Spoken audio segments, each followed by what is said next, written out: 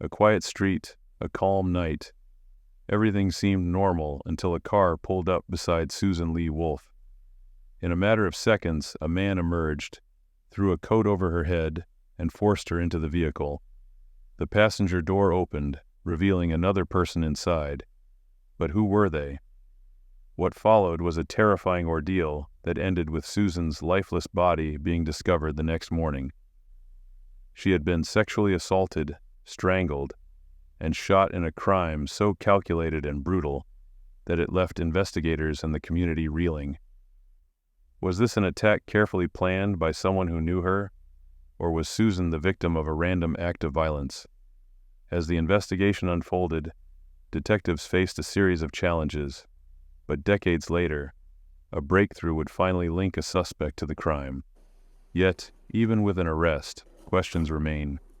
Who was the mysterious passenger, and what really happened that night? Susan Lee Wolfe was a 25-year-old nursing student at the University of Texas at Austin, full of life and on the path to a promising career in healthcare.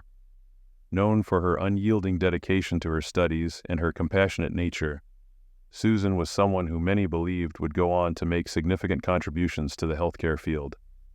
Her peers and professors alike admired her not only for her academic prowess, but also for the kindness she showed to everyone she encountered. She was described as having a contagious optimism and a deep commitment to helping others, qualities that made her stand out in a demanding program. Susan's future was bright, with many expecting her to excel in a career that she was so passionate about. She was in the final stages of her nursing program, eagerly anticipating graduation, and had already begun exploring job opportunities that would allow her to put her skills to use in serving the community. To her friends, Susan was not just a student. She was a confidant, someone who was always willing to listen and offer support. However, on January 9th, 1980, her life was tragically cut short. That evening, Susan left her residence, heading towards her friend's house on Franklin Street, a route she knew well and felt safe traveling alone. The night was typical for Austin, the streets calm but not entirely empty, as people went about their evening routines. As she made her way down Franklin Street, a car slowly approached her. The vehicle, later identified as a 1970 Dodge Polara, was an ominous presence on the otherwise quiet street. What happened next was nothing short of terrifying. The driver, a man whose identity was then unknown, abruptly stopped the car, got out, and quickly advanced towards Susan. In a matter of seconds, what should have been a peaceful walk turned into a nightmarish encounter. The man grabbed Susan, and in an attempt to subdue her, he placed a coat over her head, effectively muffling her cries and obscuring her vision. The witness who saw this disturbing scene recalled the shocking speed with which the abduction unfolded. There was little time for Susan to react, or for anyone nearby to intervene. The abductor's actions were coldly calculated. After forcing Susan into the car, the passenger door opened, suggesting the presence of another individual inside the vehicle. This detail added a disturbing layer of complexity to the case, raising questions about whether this person was an accomplice or had some other role in the crime. However, the witness could not see the passenger clearly enough to provide a detailed description, leaving this part of the case shrouded in mystery. Susan's sudden and violent disappearance was a devastating blow to her family and friends. The shock of it reverberated through her social circles, leaving those who knew her in a state of disbelief and deep concern. Hours stretched into the night without any word of her whereabouts, and as the evening turned into early morning, hope began to dwindle. On January 10th, 1980, that dwindling hope was cruelly extinguished when Susan's lifeless body was found in an alley at 2000 East 17th Street. The discovery was a scene of unimaginable horror. The police were quick to respond, cordoning off the area and beginning their investigation. Detectives from the Austin Police Department, APD arrived and meticulously searched for evidence that could lead them to her killer. Every detail, every piece of possible evidence was scrutinized, as the brutal nature of the crime demanded nothing less. The autopsy would later reveal the full extent of the atrocities Susan had endured. She had been sexually assaulted, a fact that alone would have marked her death as a deeply heinous act. But her assailant had not stopped there.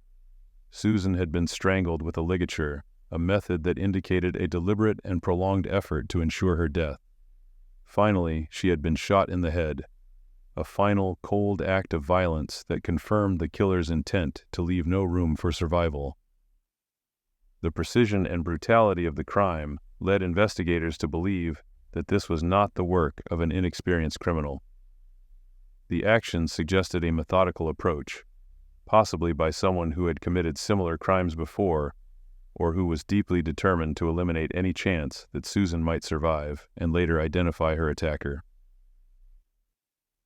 The scene painted a picture of a killer who was both ruthless and calculated, a combination that would make the task of finding them all the more difficult. The initial investigation by the Austin Police Department APD was thorough. From the moment Susan's body was discovered, the APD knew they were dealing with a heinous crime that demanded swift and thorough action. However, despite their best efforts, the investigation faced significant challenges from the outset. The only concrete lead the police had in the early stages was the testimony of the witness who had seen the abduction unfold. This individual provided critical, though limited, information. The witness described seeing a 1970 Dodge Polara involved in the kidnapping and identified the driver as a white male. The description, however, was vague, understandable given the time of night and the rapid, shocking nature of the crime. The darkness and the speed with which the abduction occurred made it difficult for the witness to recall finer details, such as the driver's facial features or specific clothing. This lack of detailed description would prove to be a significant hurdle for the investigators. The mention of the car's passenger door opening was particularly intriguing to the detectives. This suggested the presence of another person inside the vehicle during the abduction, introducing a critical layer of complexity to the case. Was this person a willing accomplice? Someone actively involved in the planning and execution of the crime? Or could they have been a bystander? Someone who was unaware of the driver's intentions until it was too late. These questions haunted the investigation, as understanding the role of this second individual could potentially unlock more leads. The possibility that the second person in the car could have been someone Susan knew added yet another dimension to the investigation. Detectives had to consider whether this was a crime of opportunity, committed by strangers, or whether it involved someone who had knowledge of Susan's routines, someone who perhaps had a reason to harm her. This line of inquiry required investigators to look into Susan's personal life, relationships, and any potential conflicts that could have led to such a violent outcome. However, as the investigation progressed, no clear connections emerged, and the APD found themselves struggling with the limited information they had. The possibility that the crime involved multiple perpetrators made the case even more difficult to crack. Coordinating and executing such a violent and premeditated crime would have required planning and, likely, some degree of familiarity with Susan's habits. This led investigators to explore every possible connection, from known criminals in the area to any acquaintances who might have harbored ill will against Susan. Over the course of the first year, detectives followed up on dozens of leads. They identified more than 40 persons of interest, among them 6 individuals who were considered strong suspects. Each of these suspects was interviewed extensively, but none of them could be conclusively linked to the crime. The lack of physical evidence that could tie any of these individuals to the murder scene meant that the investigation relied heavily on circumstantial evidence and witness testimonies, neither of which provided the solid proof needed for an arrest. The forensic capabilities in 1980 were far less advanced than what we have today. DNA profiling, a crucial tool in modern criminal investigations, was still in its infancy and was not yet available to the APD. This meant that critical pieces of evidence, such as the DNA collected from the crime scene, could not be used to identify the perpetrator. Fingerprints and blood type analysis were the primary forensic methods available, but they failed to yield a match with any of the suspects. As months passed without any significant breakthroughs, the investigation began to lose momentum. New cases demanded the attention of the detectives, and leads in Susan's case became increasingly sparse. By the end of the year, what had started as a high-profile investigation had devolved into a frustrating cold case. For Susan's family, the lack of answers was agonizing, and for the APD, it was a stark reminder of the limitations they faced in bringing criminals to justice without the necessary forensic tools. Despite the challenges, the case was never officially closed. It remained an open cold case within the APD, with detectives occasionally revisiting the evidence in the hope that new developments or technologies might provide a breakthrough. Consequently, decades after the brutal murder of Susan Lee Wolfe, her case was revived thanks to advancements in forensic science, particularly DNA technology. In 2023, detectives from the Austin Police Department's Cold Case Unit decided to revisit Susan Wolfe's case. Despite the case being over 40 years old, the investigators believed that advancements in forensic science could finally provide the answers that had eluded them for so long. They focused on the DNA evidence collected from the crime scene, particularly the genetic material linked to the sexual assault. The detectives sent this DNA evidence to the Texas Department of Public Safety's Crime Laboratory in April 2023.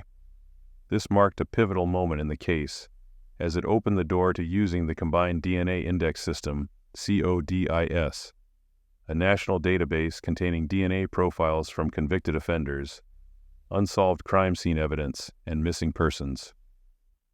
In February 2024, nearly a year after submitting the DNA evidence, the APD Cold Case Unit received the breakthrough they had been waiting for. The CODIS system produced a match: a 78-year-old man named Deck Brewer Jr., who was currently incarcerated in Massachusetts on charges unrelated to Susan's case. Brewer had been convicted of kidnapping and sexual assault in 2006 and was serving time for a parole violation when his DNA was matched to the evidence from Susan's murder. This development was both shocking and revelatory, not only because of the length of time that had passed, but also because Brewer had, up until this point, not been on the radar of the Austin Police Department for this particular crime. His past conviction for a similar crime, however, painted a grim picture of a man who had likely been involved in violent acts long before his eventual incarceration. Armed with this compelling new evidence, detectives made their way to Massachusetts to confront Brewer. The interview was a tense and pivotal moment in the investigation. During questioning, Brewer admitted to being in the Austin and San Antonio areas around the time of Susan's murder, a detail that aligned with the timeline of the crime. However, when the detectives presented him with the damning DNA evidence linking him directly to the murder scene, Brewer's cooperation abruptly ended. He invoked his right to counsel, effectively silencing himself and ending any possibility of a confession during that encounter. Despite Brewer's refusal to continue the interview, the DNA evidence alone was powerful enough to move the case forward. The forensic analysis had produced results that were virtually indisputable. On July 23, 2024, the Texas Department of Public Safety completed a direct comparison of Brewer's DNA with the genetic material recovered from Susan Wolfe's body. The analysis concluded that Brewer could not be excluded as the contributor of the DNA found on Susan. The statistical probability of the DNA belonging to anyone else was an astronomical one in 550.5 quintillion, making it a near certainty that Brewer was, in fact, the person who had committed the heinous crime. With such overwhelming evidence in hand, the Travis County District Court acted swiftly.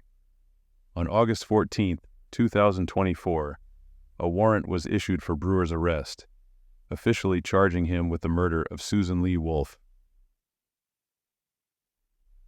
When the news of Brewer's arrest broke, it sent ripples through the Austin community. For those who had lived through the horror of Susan's murder in 1980, the arrest brought a mix of emotions. Relief that a suspect had finally been apprehended was tempered by the long-standing grief of losing a young woman with so much potential. For many, the arrest reaffirmed their belief in the persistence and dedication of law enforcement, even when justice is delayed. Susan Wolfe's family, who had endured more than 4 decades of uncertainty and pain, expressed their profound gratitude to the investigators who never gave up on the case. The arrest brought them a step closer to the closure they had long sought, though the deep loss of Susan could never truly be healed. The family's public statements reflected a sense of bittersweet relief, thankful that justice was finally within reach, but also reminded of the tragic circumstances that took Susan from them. While this was a monumental step forward, the case was not yet closed.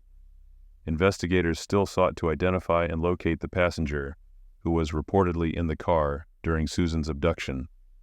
This individual could potentially provide further insights into the crime, or even face charges themselves, if their involvement was more than incidental. The Austin Police Department has continued to appeal to the public for any information that could lead to the identification of this person. The Cold Case Unit remains vigilant, knowing that even with Brewer behind bars, the complete truth of what happened to Susan Wolfe has yet to be fully uncovered. Authorities are hopeful that the renewed attention on the case might encourage someone with knowledge to come forward, helping to close the final chapter of this tragic story. As Brewer prepares to face trial for Susan's murder, there are several legal challenges that both the prosecution and defense are likely to address. Given the passage of time, the defense may attempt to challenge the reliability of witness testimonies and the handling of evidence over the decades. However, the strength of the DNA evidence, which ties Brewer directly to the crime, is expected to be a significant factor in the prosecution's case. The legal process will likely draw significant public and media attention as the community and the nation watch to see justice finally served in a case that has haunted Austin for over 40 years. The outcome of the trial will be closely followed, not just by those directly affected by Susan's death, but also by advocates for the resolution of cold cases nationwide. As the trial unfolds, stay tuned to this channel for updates and insights into how justice for Susan Wolfe will be pursued in the courtroom. What do you think? Will the prosecution's reliance on decades-old evidence stand up in court? And what about the mysterious accomplice? Could new information still come to light? Share your thoughts in the comments below. Don't forget to like, subscribe, and hit the notification bell to follow this case and more, as we continue to explore unresolved mysteries and the relentless pursuit of justice.